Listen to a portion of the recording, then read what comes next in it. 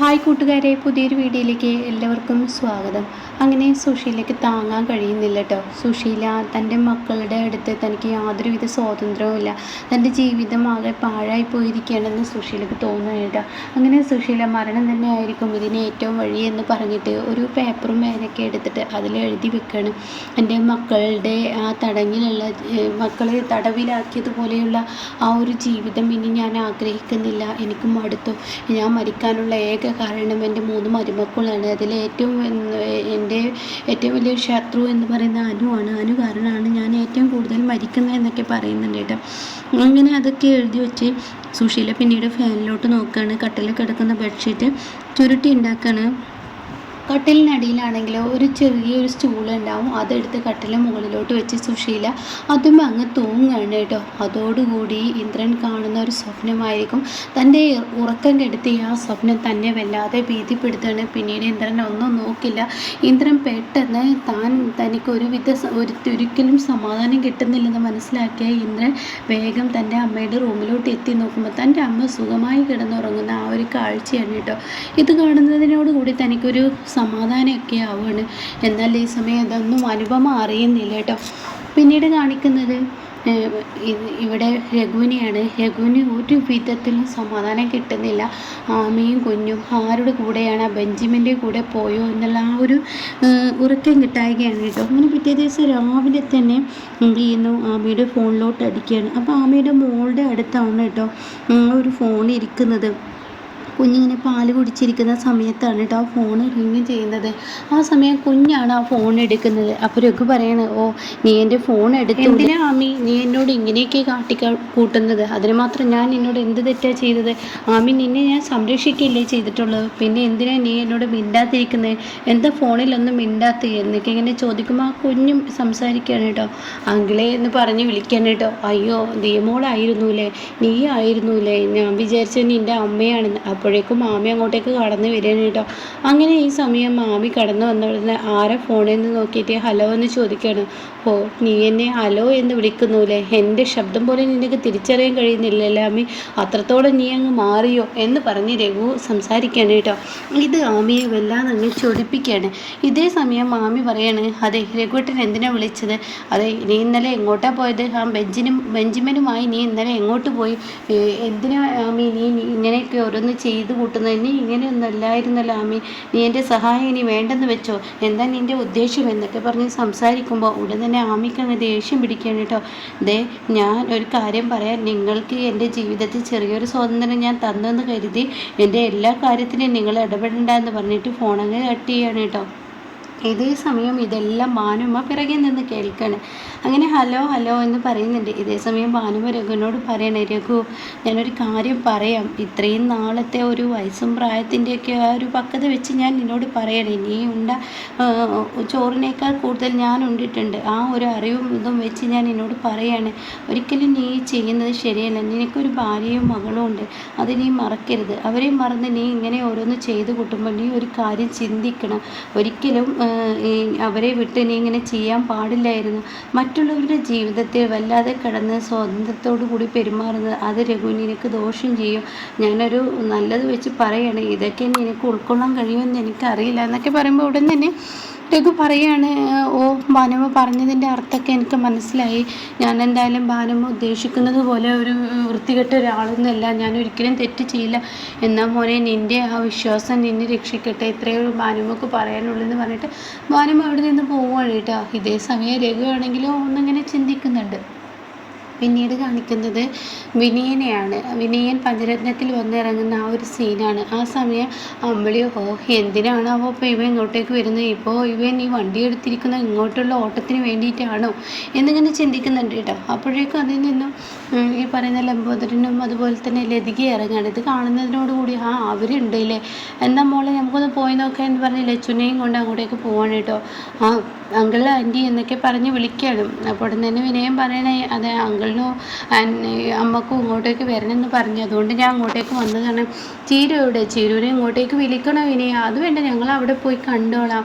മക്കളെവിടെ എന്നൊക്കെ ചോദിക്കുന്നുണ്ട്. അവരൊക്കെ അവിടെ അകത്തുണ്ട് എന്നും പറയുന്നു കേട്ടോ. അങ്ങനെ ഈ വാക്കുകളൊക്കെ കേൾക്കുമ്പോൾ വിനയൻ എന്തായാലും ഞാൻ എൻ്റെ മോനെ പോയി കാണട്ടെ എന്ന് പറഞ്ഞ് വിനയനോടാണ്. ചിരുവിന് ഞങ്ങളൊരു സർപ്രൈസ് കൊടുത്തോളാം എന്നൊക്കെ ഇങ്ങനെ വിനയൻ പറഞ്ഞിട്ടാണ് കേട്ടോ പോകുന്നത്.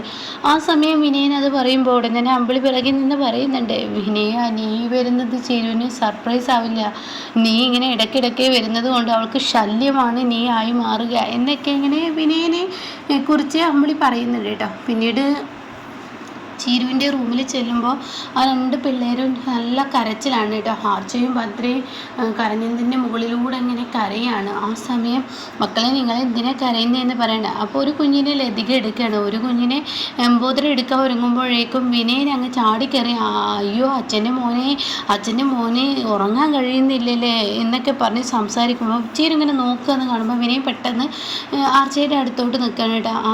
എന്തിനാ മോളെ നീ കരയുന്നതെന്ന് പറഞ്ഞിട്ട് ആ കുഞ്ഞിനെ കട്ടിലിൽ നിന്ന് എടുത്തിട്ട് എന്നാ എന്ന് പറഞ്ഞിട്ട് ലംബോദരന് കൊടുക്കുന്നു കേട്ടോ. എന്നിട്ട് വിനയൻ അങ്ങ് പറയാണ് ചീരുവിനോട്, ചീരു ഈ രണ്ട് മക്കളെയും നിനക്ക് അപ്പുറത്തെ റൂമിൽ കൊണ്ടുപോയി കിടത്തിക്കൂടെ? എൻ്റെ മോൻ്റെ ഉറക്കമാണ് ഈ മക്കൾ കിടത്തിക്കൊണ്ടിരിക്കുന്നത്, എന്താ നീ മനസ്സിലാക്കാത്തതെന്ന് പറയുമ്പോൾ ഉടൻ തന്നെ ചീരു പറയണേ, നിങ്ങളെപ്പോലെ എൻ്റെ 3 മക്കളെയും 3 തരത്തിൽ കാണാൻ എനിക്ക് കഴിയില്ല. ഞാൻ എൻ്റെ വയറ്റിലിട്ട് പ്രസവിച്ചുണ്ടാക്കിയ മക്കളാണ്. അതുകൊണ്ട് തന്നെ എൻ്റെ മക്കളെല്ലാം എനിക്കൊന്നാണ്. അതുകൊണ്ട് എൻ്റെ മക്കളെ എവിടെ കിടത്തണം എന്ന് തീരുമാനിക്കുന്നത് ഞാനാണ്. അല്ല ചിരു, ഞാൻ ആ അർത്ഥത്തിലല്ല, മോൻ്റെ ഉറക്കം കെടുത്തണ്ട എന്നുള്ള അർത്ഥത്തിൽ പറഞ്ഞതാണ്. നിങ്ങൾ ഏത് അർത്ഥത്തിലാണെങ്കിലും നിങ്ങളൊരു കാര്യം ചിന്തിക്കണം, എൻ്റെ മക്കളെ നോക്കാൻ ഇവിടെ ആരുമില്ല. പിന്നെ അമ്പിളി ചേച്ചിയാണുള്ളത്. അമ്പിളി ചേച്ചിക്ക് ഒരു മോളുണ്ട്, അത് നിങ്ങൾ ചിന്തിക്കണം. അപ്പോൾ അമ്പിളി ചേച്ചിക്ക് അപ്പുറത്തെ റൂമിൽ കൊണ്ടുപോയി കിടത്തി അമ്പിളി ചേച്ചിക്ക് എല്ലാം കൂടി എത്തില്ല എന്ന് പറഞ്ഞിട്ട് ചീരു അങ്ങ് ഒച്ചയെടുക്കുമ്പോൾ ഉടൻ തന്നെ അവിടെ ലതിക പറയണ, മോളെ അതന്നെ ഞാൻ നിന്നോട് പറയട്ടെ, ഞാൻ ആർച്ചയും ഭദ്രയും ഞങ്ങളുടെ വീട്ടിലോട്ട് കൊണ്ടുപോയിക്കോട്ടെ, എല്ലാം കൂടി അമ്പിളിക്ക് എത്തില്ലല്ലോ, അപ്പോൾ അതുകൊണ്ട് ഞാൻ കൊണ്ടുപോട്ടെ എന്ന് ചോദിക്കുമ്പോൾ ഉടൻ തന്നെ ചീരു പറയാണ്, എനിക്ക് കൊണ്ടുപോകുന്നതിൽ തടസ്സമൊന്നുമില്ല, ആർച്ചയും ഭദ്രയും അവരുടെ അച്ഛൻ്റെ വീട്ടിലാണ് വളരേണ്ടത്, അല്ലാതെ എൻ്റെ അടുത്തല്ല എന്നിങ്ങനെ പറയുമ്പോൾ വിനയൻ്റെ മുഖം ഇങ്ങനെ മറിയുന്നുണ്ട് കേട്ടോ. അപ്പോൾ വിനയം പറയാം, ഓ ചീരു അത് ശരിയാണ്. അപ്പോൾ ഉടൻ തന്നെ ലതിക പറയണ, എന്തായാലും വിനയൻ ഇനി ഒരിക്കലും 3 മക്കളെയും 3 തരത്തിൽ കാണില്ല, അവനൊന്നും പറയില്ല, ഞാൻ വീട്ടിലോട്ട് കൊണ്ടുപോയി ഇവരെ നോക്കിക്കോളാം എന്നൊക്കെ പറയുമ്പോൾ ഉടൻ തന്നെ ചീരു പറയണ, ഓ അതായിക്കോട്ടെ.